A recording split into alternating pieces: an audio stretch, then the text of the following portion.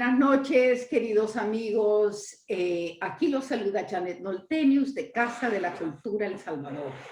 Y tengo de nuevo el placer de tener con nosotros al doctor Héctor Lindo Fuentes, profesor emeritus de Historia de la Universidad de Fordham en Nueva York. El doctor Lindo ha escrito numerosos libros. Es considerado uno de nuestros grandes historiadores salvadoreños, centroamericanos y latinoamericanos aquí en Estados Unidos. Así es que él va a continuar a darnos su presentación sobre el bicentenario patrio y sin más, porque puedo extenderme. Adelante, doctor Lindo, bienvenido y gracias por estar con nosotros. Muchas gracias, doctor Noltenius, por la presentación. Vamos a intentar aquí la tecnología, compartir la pantalla, a ver si todo esto funciona como se debe. ¿Estamos compartiendo la pantalla ahí? Así parece, sí. Estupendo. Está en chiquito la pantalla. Voy a ver yo aquí un momentito.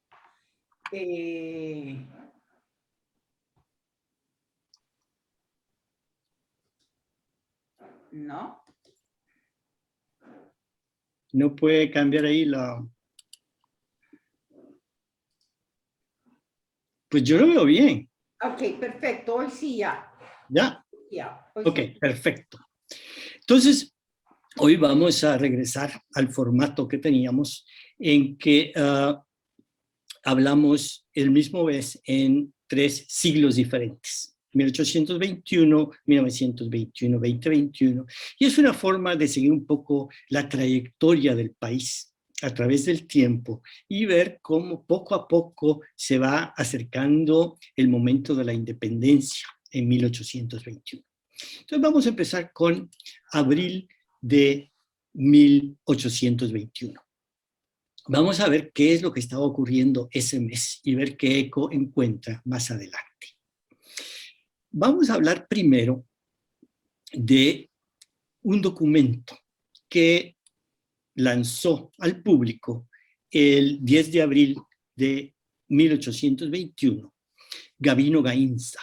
Es el manifiesto del capitán general de Guatemala, don Gavino Gainza, pidiendo lealtad al rey al tenerse noticia del plan de Iguala. Y el documento dice: guatemalenses, nada importa el nuevo grito revolucionario que en las costas de Acapulco, con fines de la Nueva España, ha dado el infiel, el ingrato coronel Iturbide, rebelándose contra su rey y contra la madre patria, siendo su primer ensayo el robo de más de 1 millón de pesos de aquel comercio. Al hablar del Reino de Guatemala, por supuesto, al hablar sobre los guatemalenses, está hablando sobre todos los centroamericanos. El territorio que ahora conocemos como Centroamérica era el Reino de Guatemala, como decían entonces. Y al hablar de Nueva España, realmente está hablando de México. Entonces lo que está diciendo es: estoy muy alarmado porque el grito de Iguala, el documento que ha lanzado el coronel Iturbide proclamando la independencia de México, está dando resultado y está como que contagiando a la gente en Centroamérica. Entonces él está muy ansioso de que los habitantes de Centroamérica no sigan ese ejemplo. Entonces está dando un grito de alarma y está tratando también de desprestigiar a Iturbide, diciendo que se robó más de 1 millón de pesos. Está desprestigiando al enemigo. Ahora recordemos que Gavino Gainza era nuevo en ese puesto, era nuevo como capitán general. Él había llegado de Quito recientemente, el capitán general anterior estaba enfermo, parece que era epiléptico y tuvo un ataque, y aún en la época de Carlos Urrutia, el capitán general anterior, se sentía un cambio de poder, se le estaba dando más voz a los criollos a los comerciantes guatemaltecos y a los productores de la zona del Salvador. Entonces, en este sistema político que está como en transición, que está en problemas, había llegado la noticia del plan de Iguala, el plan de Agustín de Iturbide, que era una nueva forma de aproximarse a la independencia de México. Ustedes sabrán que México ya llevaba como 10 años de guerra de independencia, que iba y venía, pero siempre había un estado de guerra de guerrillas y a veces guerra más abierta. Pero cuando llega Agustín de Iturbide, que es un militar bastante conservador, y hace su plan de las 3 garantías, que realmente procura que México cambie, pero no demasiado. Es decir, el proyecto era un proyecto que creaba una coalición bastante más amplia por la independencia en México y por lo tanto tenía mucha más viabilidad, mucho más credibilidad, que es lo que alarmaba tremendamente a Gabino Gainza. Los centroamericanos saben que hay posibilidades de que Iturbide tenga éxito en México. Además saben que en Sudamérica también hay guerras de independencia, también está Bolívar luchando y le van bien las cosas. Entonces, si México se independiza y Sudamérica se independiza, a Centroamérica no le queda más remedio que tomar una decisión muy, muy seria. A esto se debe entonces que el abril de 1821, Gabino Gainza haya lanzado este manifiesto para advertir a los centroamericanos de las posibilidades de que se contagiara Centroamérica de este virus revolucionario. Él quería advertir a los centroamericanos, quería evitar que se contagiara. Entonces estamos en ese ambiente. Los centroamericanos saben que puede haber cambios en el futuro. Se acerca la independencia de México. Entonces hay que pensar en la posibilidad de cambios en el futuro. Entonces los grandes intelectuales de la época, como José Cecilio del Valle, ya están poniéndose en esa longitud de onda, por decirlo así, ya están apropiándose de la idea de que hay que pensar en un futuro diferente. Como ya les he mencionado, José Cecilio del Valle tenía un periódico, era uno de los 2 grandes periódicos de la época, El Amigo de la Patria, y él lo usaba como un instrumento para hablar con los centroamericanos, para compartir sus ideas. Él era una persona muy, muy orgullosa también, pero también el intelectual más serio de la época, y quería compartir lo que pensaba con el resto de Centroamérica. Entonces sus publicaciones van a reflejar lo que él quiere ver como un sistema político del futuro. Entonces veamos qué publicó El Amigo de la Patria en abril de 1821.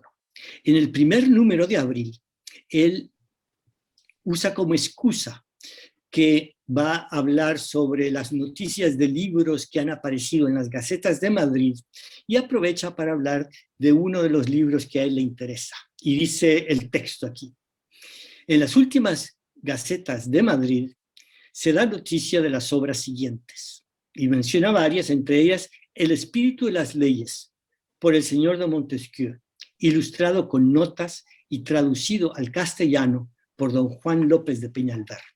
He aquí una obra, dijo un sabio cuando fue publicada, que hará una revolución en los espíritus. Entonces él está hablando maravillas de el espíritu de las leyes. Ya hemos hablado una vez sobre el espíritu de las leyes, y aquí les muestro la obra misma de las que está hablando José Cecilio del Valle, la traducción de Peñalver. La obra de Montesquieu fue la inspiración de las constituciones modernas, de las constituciones del mundo moderno.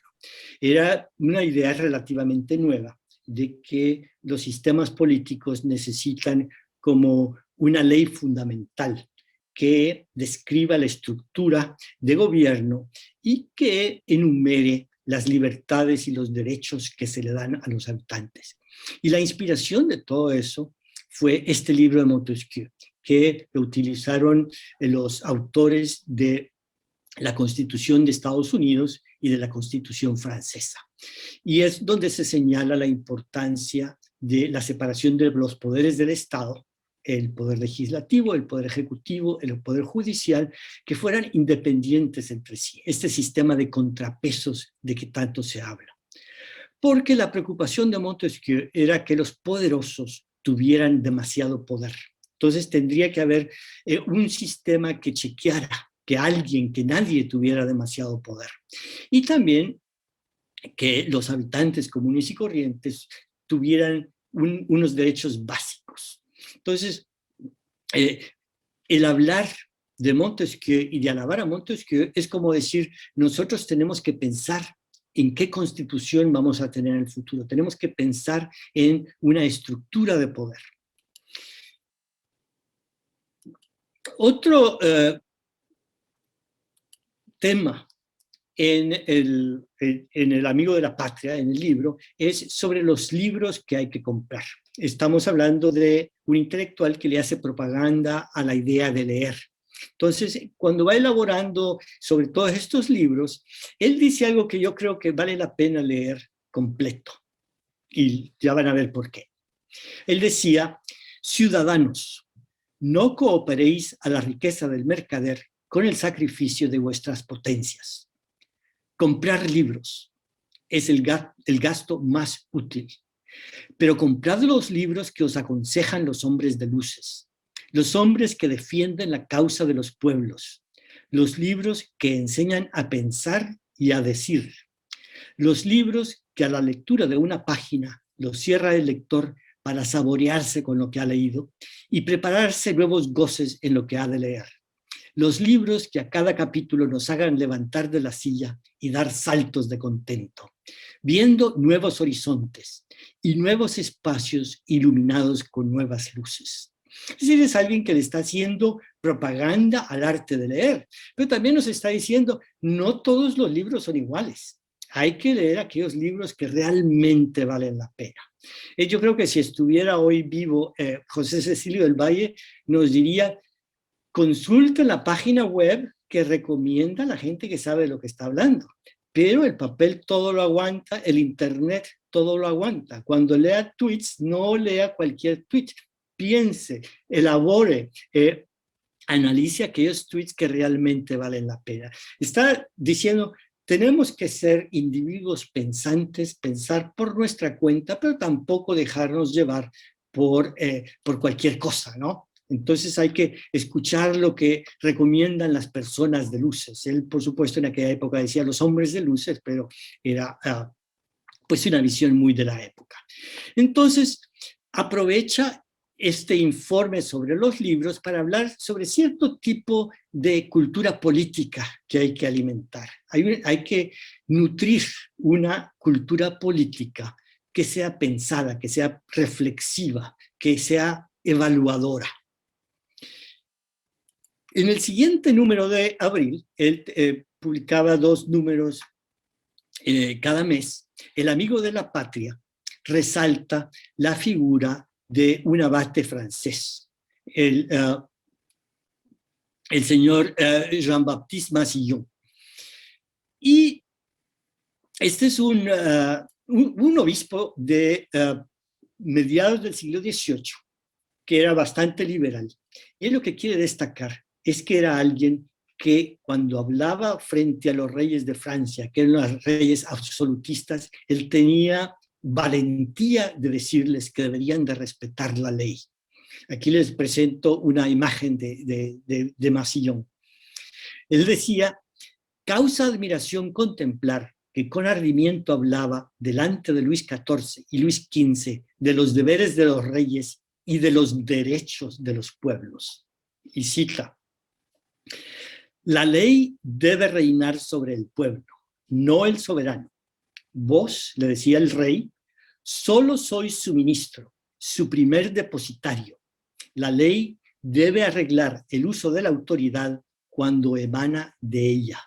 Entonces, él pone a la ley por encima del gobernante.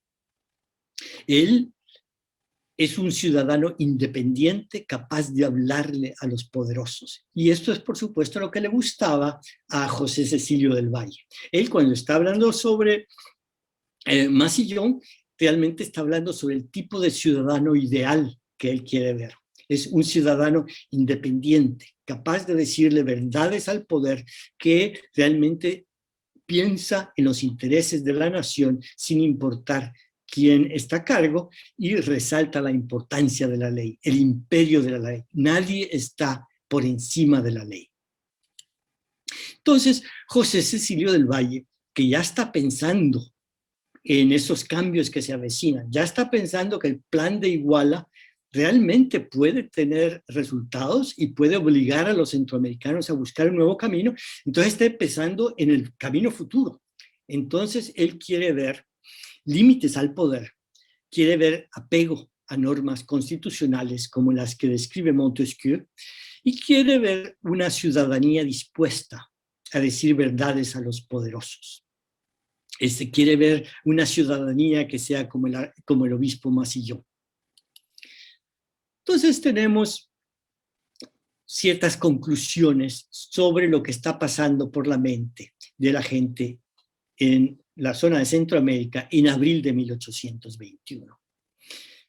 Están pensando en Iturbide, en lo que está haciendo Iturbide en México. Está pensando en la posibilidad de que tenga éxito la independencia mexicana y que obligue a Centroamérica a pensar si se va a quedar con España o no, porque además está el problema de que también Sudamérica está a punto de independizarse.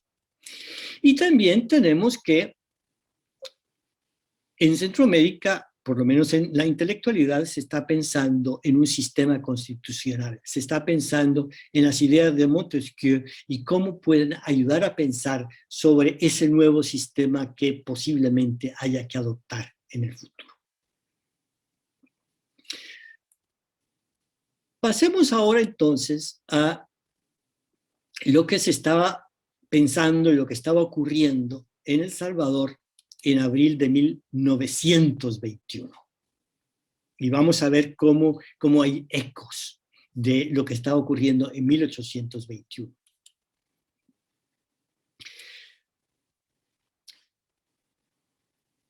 Como hemos mencionado anteriormente, en enero de 1921, los países centroamericanos habían aprobado un pacto de unión. Habían decidido que la mejor forma de celebrar el centenario era con la Unión de Centroamérica.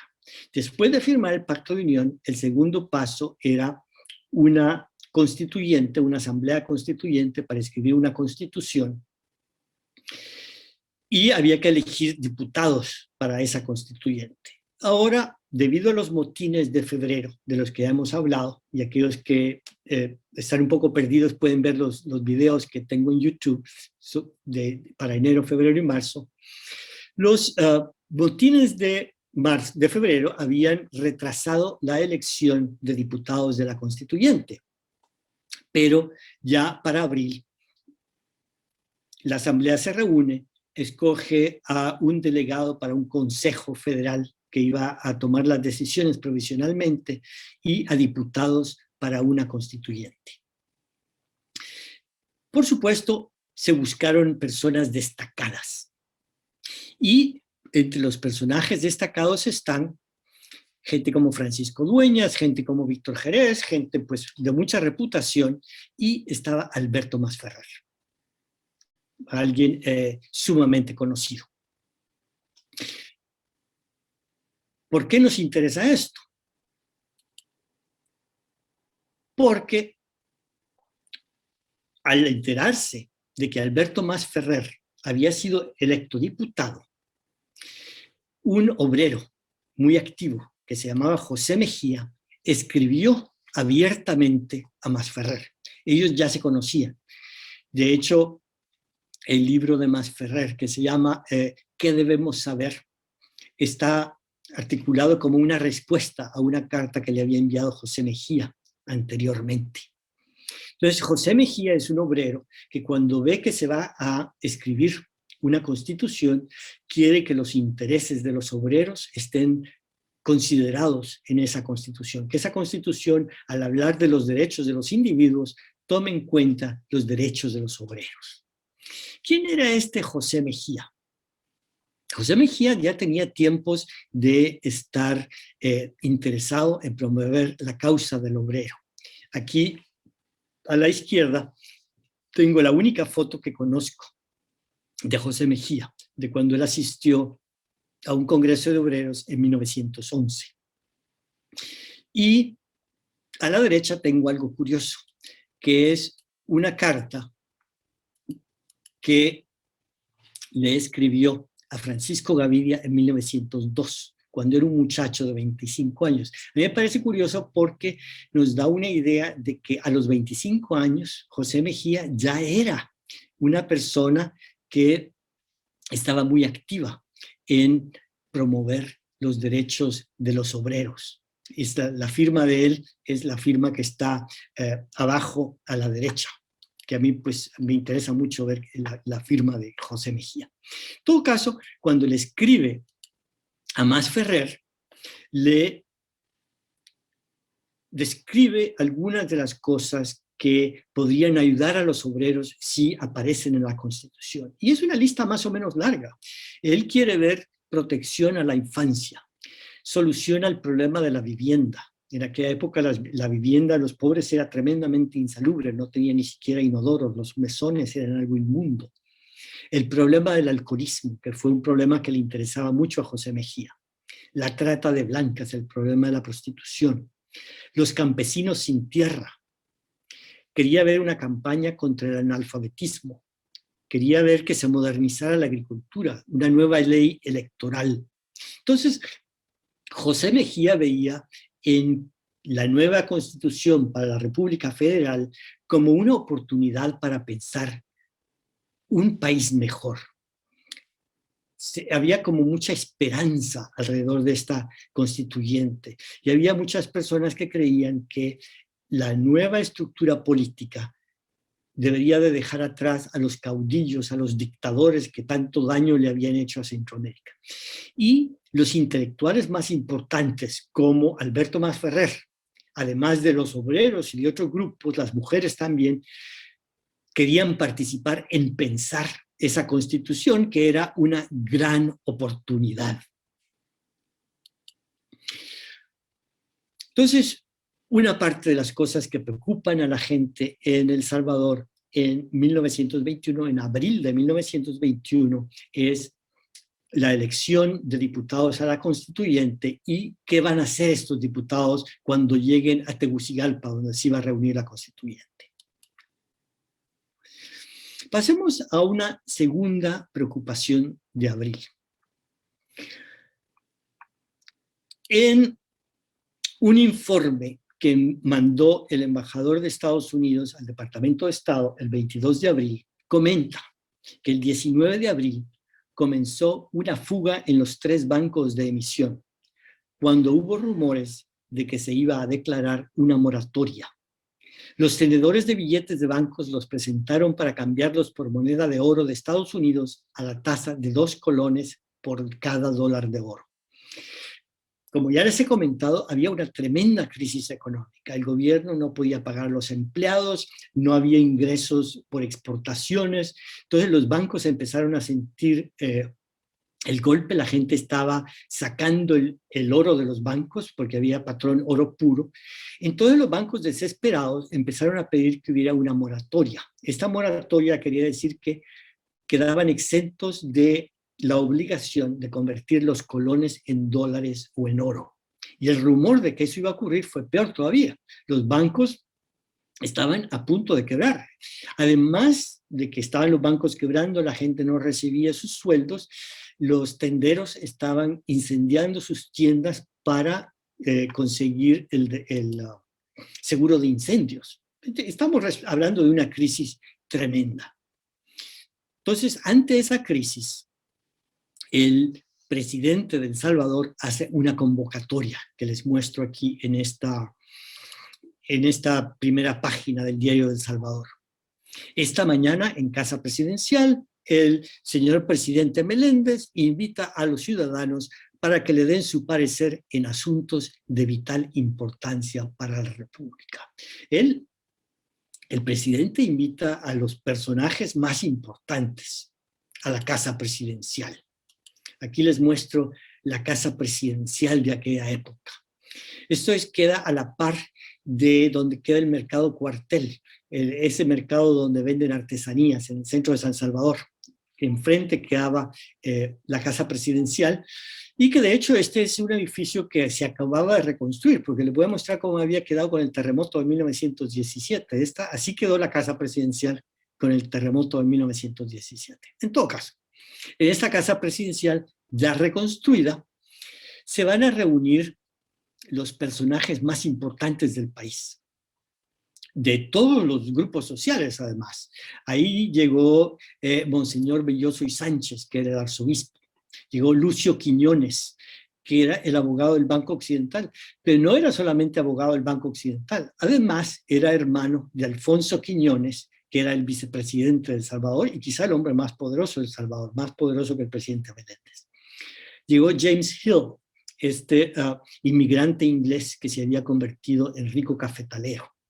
De hecho, acaba de salir un libro sobre James Hill que se llama Coffee Land.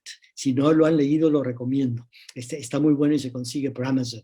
Y en el Faro Académico el viernes va a salir algo sobre este tema, propaganda.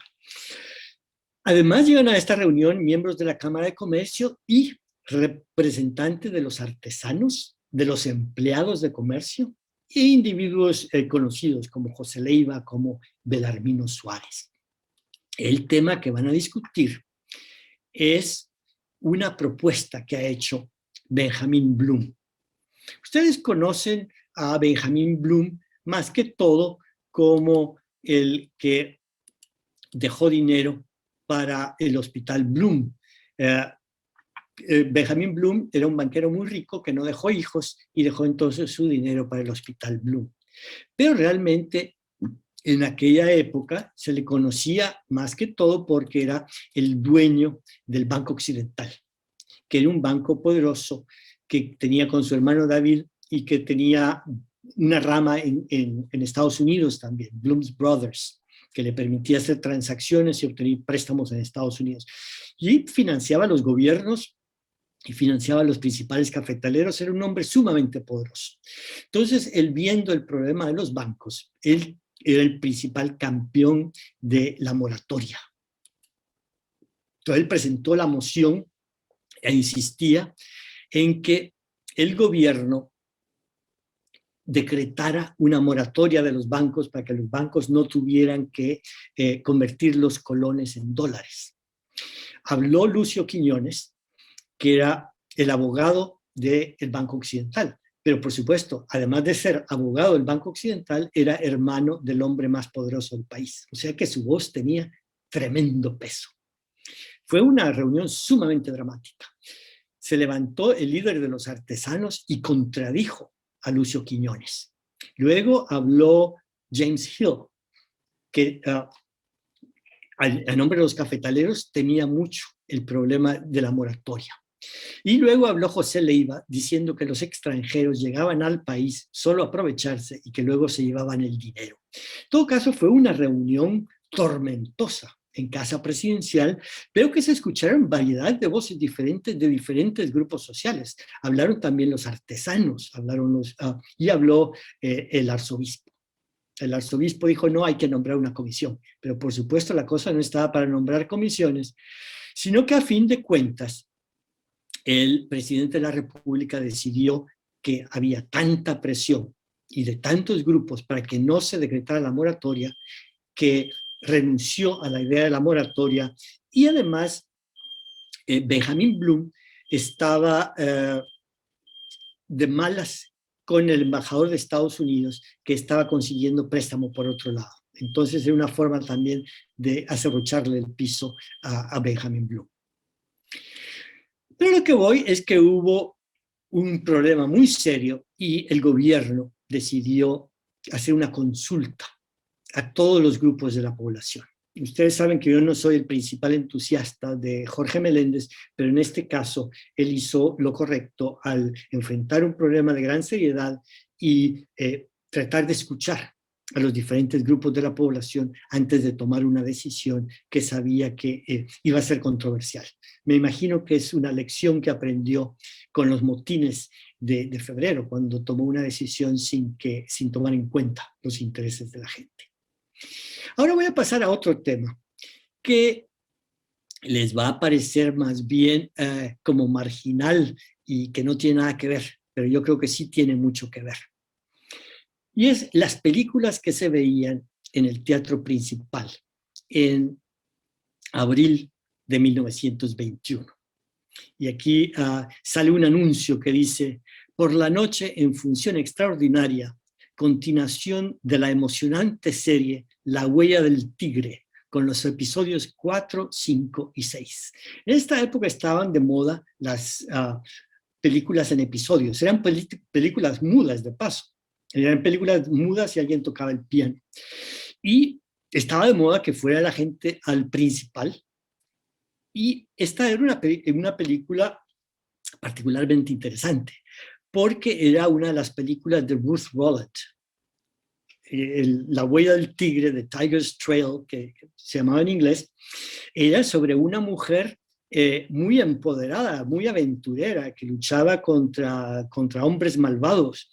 Y las que iban a ver las películas de Ruth Rolland eran muchas de las muchachas que trabajaban, lo que le llamaban las bengalas. Y era realmente un riesgo ir al cine principal.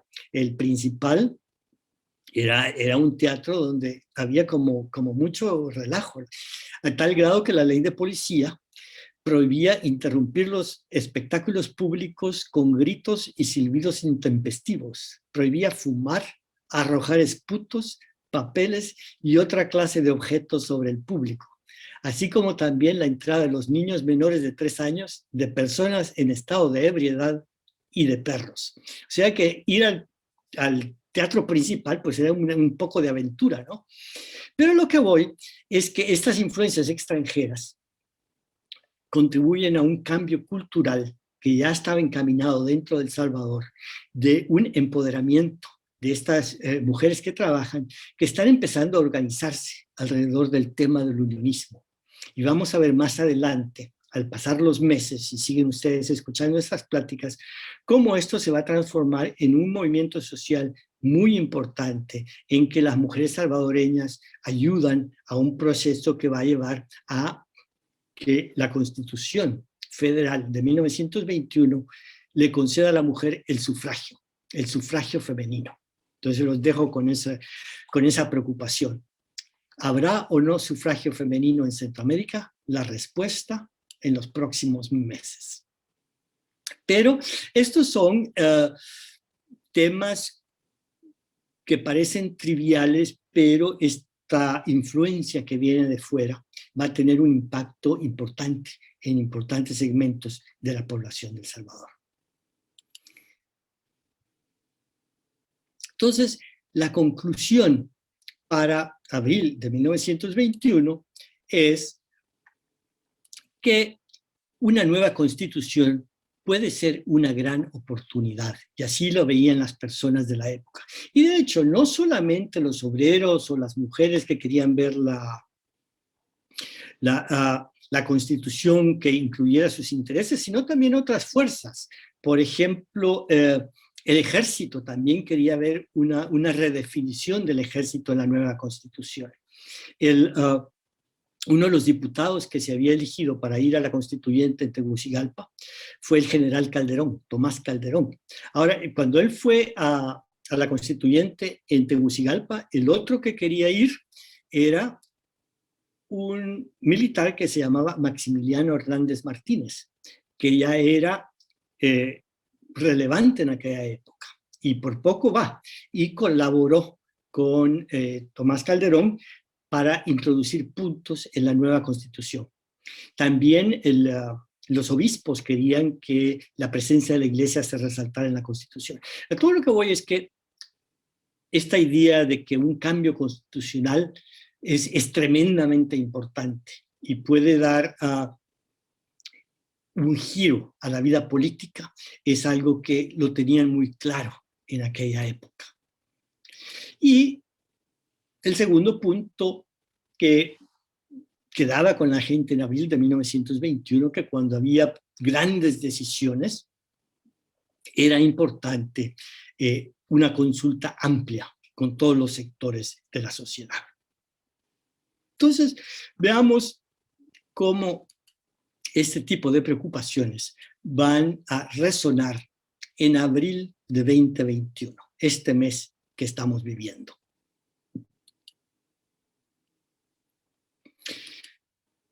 Estaba leyendo las noticias hace 4 días, el 17 de abril de 2021, y una de las noticias se refiere a la comisión ad hoc que está estudiando reformas a la Constitución.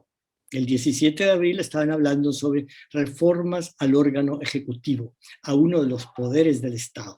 Cómo la Constitución define las tareas de los poderes del Estado, define los contrapesos, y eso es lo que están haciendo. Muchos de ustedes tal vez ni siquiera se han dado cuenta o no han tenido muy presente en su mente el hecho de que en El Salvador se está pensando cambiar la Constitución. Es un tema sumamente importante.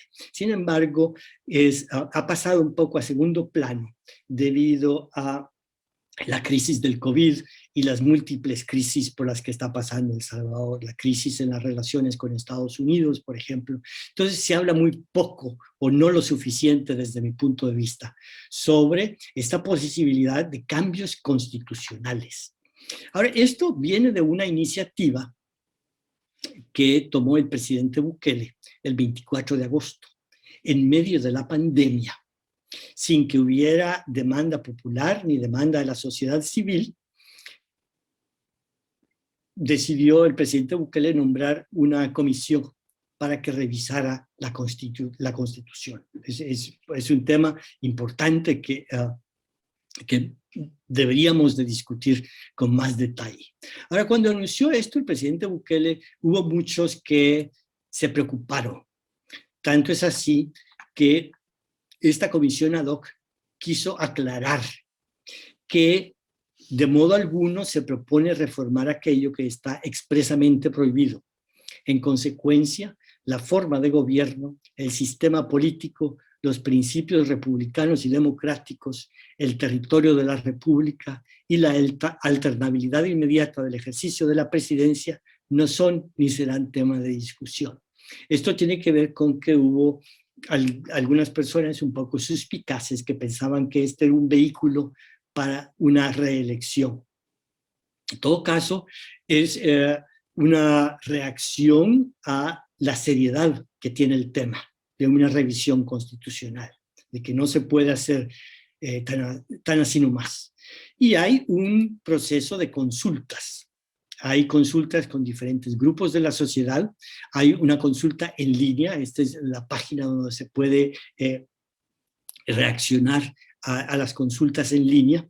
Y esto da paso a otra página donde uno tiene que poner su DUI, su nombre completo, el número de teléfono, introducir el correo electrónico y luego pues ya puede poner todos sus comentarios y obviamente sin temor a ningún tipo de represalias o de troles que llegan a insultarlo a uno y esas cosas que a veces parecen ocurrir. En todo caso, hay ahora en El Salvador, así como lo hubo en 1821, así como lo hubo en 1921, una preocupación sobre la estructura de la Constitución, sobre cómo la Constitución va a definir el sistema político de El Salvador y cómo va a definir los derechos de los ciudadanos. Ahora, esta Constitución la comisión que está trabajando en la Constitución va a presentar sus resultados en septiembre de 2021. Ahora, para mí esto trae como ecos de lo que ocurrió hace exactamente 100 años. Cuando se estaba escribiendo la Constitución en Tegucigalpa, en 1921, la Constitución de la República Federal, pensaron exactamente lo mismo. la vamos a terminar en septiembre de 2021. Va a ser la gran celebración del centenario. Ahora se quiere que sea la celebración del bicentenario. Y la razón por la que les muestro este avioncito aquí es que el Consejo Federal en Tegucigalpa quiso hacer un gesto dramático al terminar la Constitución y enviarla a El Salvador en este avión. El señor que está arriba, que ya se ve mucho más viejo de cuando hizo esta aventura, era un piloto de Estados Unidos que se llamaba Dean Lamb, que es un aventurero, realmente su vida es una novela, pero estaba trabajando en Honduras, y Honduras tenía su primer avioncito de la Fuerza Aérea, que es exactamente este mismo avión, que es un Bristol Fighter, que fue muy famoso en la Primera Guerra Mundial. Este avioncito aterrizó en el campo de Marte con la primera constitución de la República Federal. Yo creo que fue el primer correo aéreo que llegó a El Salvador. Este fue un courier. Fue lo que llevó este señor. En todo caso, es un dato que me pareció interesante compartirlo con ustedes. Quizá un poco anecdótico, pero de vez en cuando uno puede darse el gusto. Ahora también queda abierto el tema de los poderes del Estado. ¿Cómo se van a relacionar los poderes del Estado? Ya vimos que la comisión ad hoc está revisando las atribuciones del Poder Ejecutivo, está estudiando cómo la Constitución va a enumerar las atribuciones del Poder Ejecutivo. También tenemos al Poder Legislativo. Esta foto que les muestro aquí es el Palacio Legislativo, el edificio de la Asamblea Legislativa, y si ven ustedes aquí, dice Salón Azul. Otra pequeña anécdota, se llama Salón Azul porque el sitio donde se reunía la Asamblea Legislativa en el Palacio Nacional, ahí en el centro, es este salón que les estoy mostrando aquí, que está pintado de azul, que es el Salón Azul, por aquello de azul, blanco y azul, los colores de la bandera de El Salvador. Bueno, la asamblea que se va a instalar el 1 de mayo ya está hablando sobre cómo se va a relacionar con la anterior, y tienen un discurso que a mí no deja de preocuparme por el carácter polarizante que tiene. Estas son declaraciones que aparecieron esta semana, que dice: no nos vamos a reunir con los diputados salientes, dice un diputado del partido oficial. No tenemos nada, en mayúsculas, que discutir con esos representantes de una clase política corrupta. Vamos a refundar la Asamblea. Es decir, hay una refundación de la que se está hablando, y la constituyente es toda parte de una idea de una refundación de la República. Es algo que no se puede tomar a la ligera. Estos son temas sumamente serios que pueden definir el futuro de nuestras libertades, el nuestro futuro de cómo relacionarnos con el poder. Y creo que es un momento para hablar con valentía frente al poder. Yo creo que no deja de ser lamentable el que se maneje este discurso, que en lugar de tratar de buscar una consulta general, de escuchar a todos, se rechaza a toda una clase política, con la que se puede estar en acuerdo o en desacuerdo. En todo caso, la conclusión para abril de 2021 es que tenemos que tomar muy en serio la responsabilidad de la Constitución. Y aquí le pongo yo este balloon, este símbolo de lo que está diciendo la Asamblea, a la Asamblea misma. Esa necesidad de que todos los de la Asamblea como institución tomen con la seriedad que le daba, por ejemplo, José Cecilio del Valle al tema. José Cecilio del Valle, cuando pensaba en esto, pensaba en leer lo más posible, en pensar con la mayor seriedad sobre el futuro. La seriedad con la que tomaba Alberto Masferrer esta temática. Alberto Masferrer hablaba con obreros, con todos los grupos sociales. El mismo José Mejía había pensado con mucho cuidado qué debería haber en esa Constitución. Entonces yo lo que estoy diciendo es que lo mismo tienen que hacer los miembros de esta Asamblea, simplemente tomar el ejemplo de José Cecilio del Valle. Entonces, con esto le doy fin a mi presentación. Otros videos están disponibles en mi canal de YouTube si les interesa, pero por el momento, si tienen algunas preguntas, si quieren platicar sobre el tema, pues yo con gusto les respondo cualquier pregunta. Lo dejo en sus manos, doctora Nolteños. Bueno, qué placer, doctor Lindo. Mire, la verdad que tenemos una situación entre manos y mi primera pregunta es, ¿hay un listado de quienes están involucrados en este proceso de ser parte del grupo que está escribiendo o proponiendo o estudiando esta nueva constitución? Sí, la comisión ad hoc tiene miembros que han sido nombrados, gente como el doctor Fabio Castillo, gente conocida, el que está a cargo es el vicepresidente Ulloa. Hay un grupo y pues todavía no sabemos qué es lo que van a promover. Va a haber también un periodo de discusión y no voy a prejuzgar yo que van a hacer buen o mal trabajo. Yo todo lo que estoy diciendo es que es un trabajo de enorme seriedad, que es un trabajo que merece el mismo tipo de esfuerzo intelectual de parte de todos, y no solo de quienes lo están escribiendo, no solo de la Asamblea, de todos como ciudadanos, el pensar en esta temática con seriedad, sin polarizaciones, sin agendas egoístas, sino pensando en el futuro de El Salvador. ¿No? Es un momento donde la participación es necesaria. Agradezco mucho que nos haya mostrado a dónde el público puede ir para escribir sus comentarios y participar en el proceso si así lo desea. Le quería decir que decirle quiénes están en línea y algunos comentarios y preguntas, ¿no? Ana María Delgado, Sonia Asbun, Emilia Bermúdez, todas están en línea viéndolo de hace ratos, Julio Ricardo Torres, Sander, Elena Castro Morán, James Seaver Fleming, Alice Yang, Alfredo Mena, Ernesto Grijalva, Emilia Bermúdez, Miguel Ángel Chinchilla Maya dice, hola Héctor, escribí un comentario sobre tu alborotador. Hoy fue publicado en El Independiente. Ah, lo voy a buscar. Bueno, entonces tiene que decir un poco para los que no conocen sobre qué es esto del alborotador.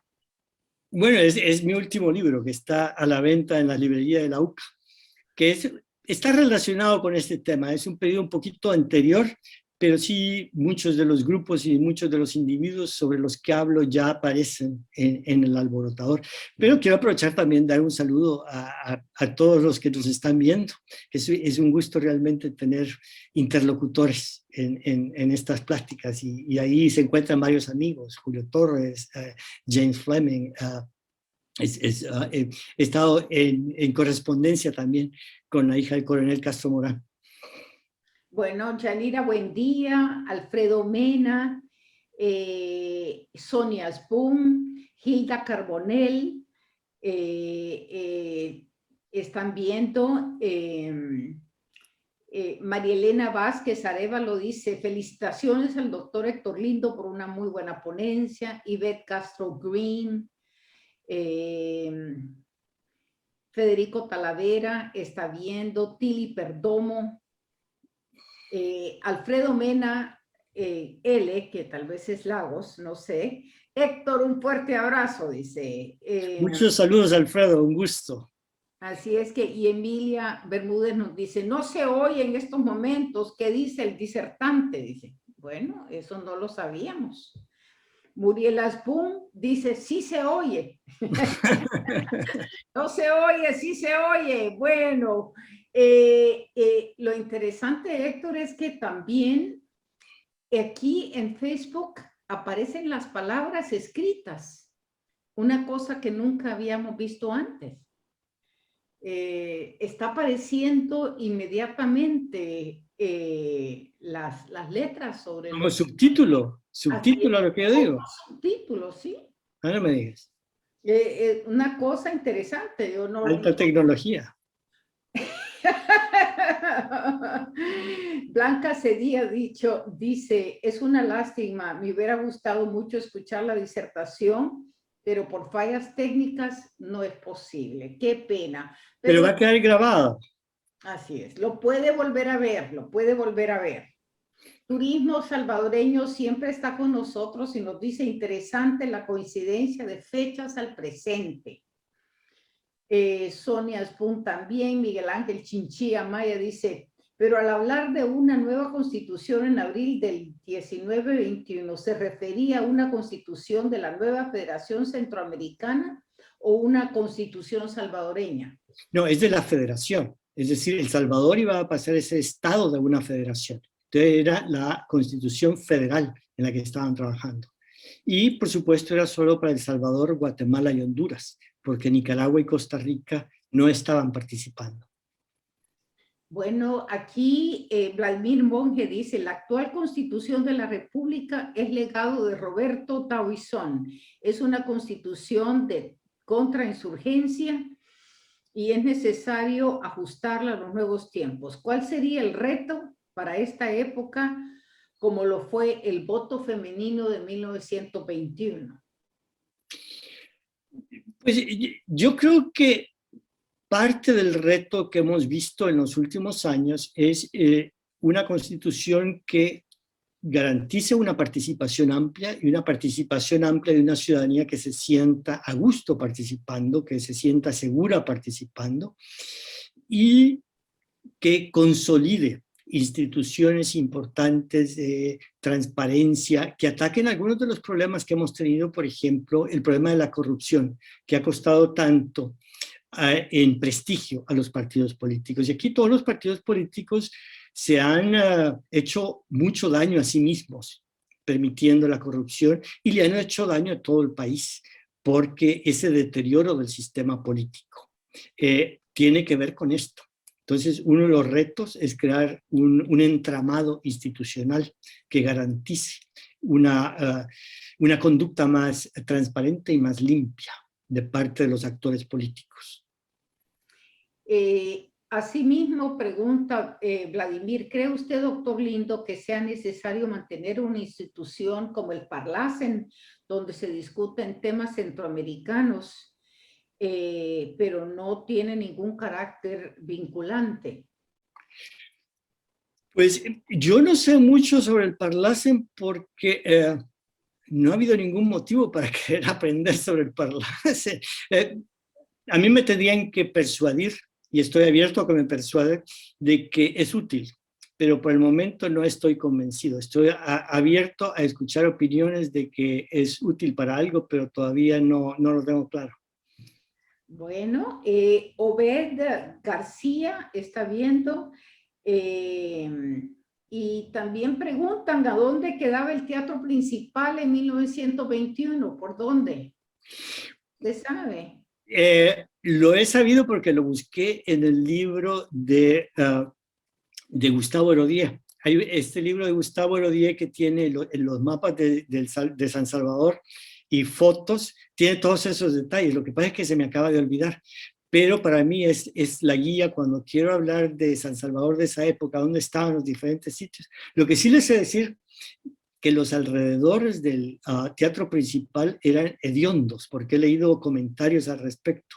En esa época había muy mal control de cloacas y había pocos inodoros. El Salvador era inmundo realmente. El problema sanitario en San Salvador era cosa sumamente seria.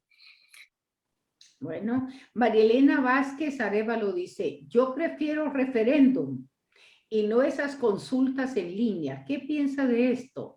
Más por las actitudes que lleva la generación de cristal. Pues todos los sistemas tienen sus pluses y sus minuses, como dirían aquí, tienen sus ventajas y sus desventajas. El problema con los referéndums a veces es cómo hacer las preguntas. A veces las preguntas se hacen de tal forma que casi que obligan a una cierta respuesta que no es necesariamente la mejor. Y además tienen que ser muy estrechos por el formato. Y el problema con esas consultas abiertas es que es fácil manipularlas. Entonces, yo creo que tiene que haber un debate a varios niveles, pero tiene que haber un involucramiento de los intelectuales más serios también, y no solo de intelectuales, porque también grupos de estudiantes, de trabajadores de diferentes segmentos de la población tienen que hablar. Y no es solo cuestión de uno hablar, sino que también de uno escuchar, de tener una actitud constructiva hacia el futuro. Para mí uno de los problemas que hemos tenido en El Salvador es gente que lo sabe todo y que no quiere escuchar, y gente que está tan polarizada que no puede escuchar. De lo que se trata es de un verdadero diálogo con miras a un futuro mejor. Sería interesante también pensar en cuál va a ser el rol de la diáspora, porque la diáspora tiene tanto impacto en el país, ¿no? Y su participación dentro de esta conversación puede ser importante. Ciertamente, ciertamente. Pero lo que quiero subrayar, y el objetivo que tenía yo al dar esta plática, es que a pesar de lo importante que es la temática, no está al frente de la discusión ahora, está como muy en segundo plano. Si usted le pregunta a cualquier persona en San Salvador cuáles son sus 3 principales preocupaciones el día de hoy, dudo muchísimo que mencionen las revisiones constitucionales. María Elena Castro Morán dice, la excelente Constitución de 1950 se realizó después de las consultas con todos los sectores de la población. Y además fue respuesta a una demanda del sistema político muy fuerte, después de la caída de Martínez, donde el coronel Castro Morán, por supuesto, tuvo una participación tan importante. Y realmente los documentos de la constituyente de 1950 son muy interesantes. Y es cuando por fin se da el voto femenino permanente. Y tiene pues muchas características interesantes. Roberto Salomón dice, qué maravillosa ponencia, Héctor, qué gusto. Saludos, Robbie. José Carlos Bonilla está viendo, Muriel dice, siempre aprendemos tanto, gracias. Tili Perdomo, Matilde Lindo Fuentes también está viéndonos. Propaganda familiar. Ana Íntima Roquín Zamora, mi respeto, doctor Lindo. Sonia Sbun dice un comentario. Saludes, Héctor. Su padre en su librería me ayudó y orientó a iniciar mi biblioteca, el amor, y me inculcó el amor a los libros. Soy Sonia de Asbun. Pues mucho gusto. Igual que José Cecilio del Valle haciéndole propaganda a los libros. Y mire cómo tengo yo aquí la casa. Marianela Hernani dice, excelente ponencia, pero creo que me perdí. ¿Es sobre la relación entre Estados Unidos y El Salvador? Bueno, Roberto dice... Sobre eso tendremos oportunidad de hablar en próximos meses, porque es un tema que se va a hacer más importante al seguir el año. Bueno, nos dice Robbie, que conoce lo de los teatros, que el principal está al lado de Lutecia. Ah. Así es que por ahí la historia de los teatros sale. Julio Ricardo Torres Sández sigue viéndonos. Emilia Bermúdez dice, el teatro principal quedaba sobre la Segunda Avenida Norte, cerca de la Plaza Morazán, y el Teatro Nacional. Tiene sentido, sí. Bueno, qué bien. Gracias por contribuir ustedes, todo el público, a responder. Se le agradece, dicen. Vladimir Monge dice, el pórtico en la foto se parece a la del Palacio Nacional.